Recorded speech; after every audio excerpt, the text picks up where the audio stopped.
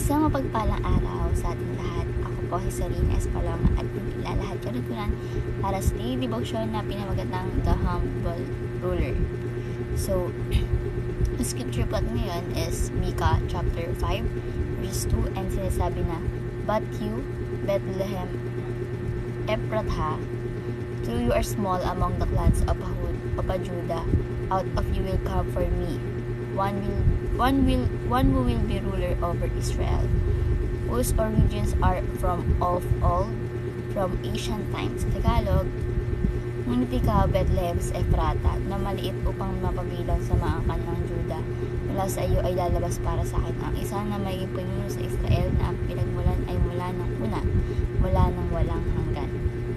So, yung katuruan natin ngayon is number 1. The Messiah uses the significant. So, sinasabi po dito na si Jesus ay hindi pumili ng mga makapangyarihan or mga sikat na tao para maging tagapag-alaga ng kanyang mga mensahe, no? Wala siyang pinipili. Pinili niya yung mga simpleng tao, katulad ng mga mangingisda, at ginamit sila upang ipahayag ang kanyang mga turo. Ito yung sinasabi ko. So, the Messiah uses the insignificant. Number 2 is the Messiah displays utmost humility.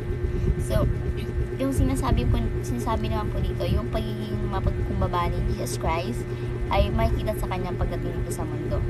Hindi siya pinanganak sa palasyo o sa isang marangyang lugar, kundi sa isang sabsaban.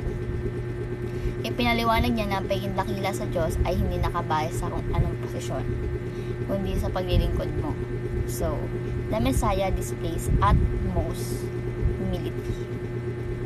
So, bilang application po is, number 1, believe that in Christ you are significant.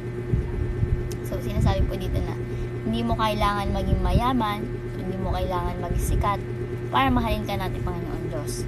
Sa pamamagitan ni Jesus Christ, bawat isa sa atin ay may mahalaga at may misyon na kanyang plano. So, may plano talaga si Jesus Christ para sa atin. Hindi lang natin alam yun, pero sa may right time, no?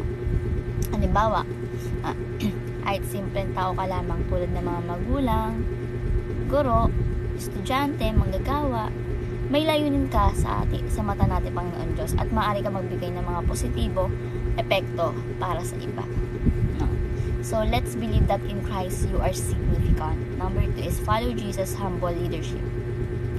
So, sinasabi ito na yung pamumuno ni Jesus Christ ay hindi nakabase sa kapangyarihan, no? Kundi sa paglilingkod at pagpapaumbaba. Excuse me. Kung gusto mong magtagumpay sa pamumuno, sundin mo yung mga halimbawa ni Jesus Christ, no?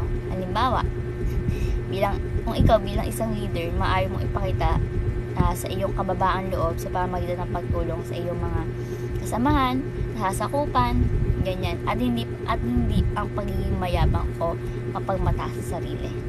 So, let's follow Jesus' humble leadership. And lastly po is wrap yourself with Christ's humility. So, sinasabi dito na yung pagkumbaba ay isang mahalagang epekto sa buhay ng Kristiyano, no?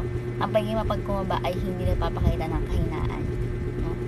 Kundi ng lakas ng maglingkod at magbigay, no? Halimbawa, sa iyong araw-araw na buhay, maaari magpakita ng kabaan loob sa pamamagitan ng pagiging magalang sa iba, pagtulong sa mga nangangailangan, at pagpapatawad sa mga taong nagkamali sa iyo, no? So, let's wrap yourself with Christ's humility. So, ay namin ang daily devotion na imanatan kayo, mag-share sa iba at share mga sa ating buhay. Thank you po sa pakikinig at labas po sa ating lahat.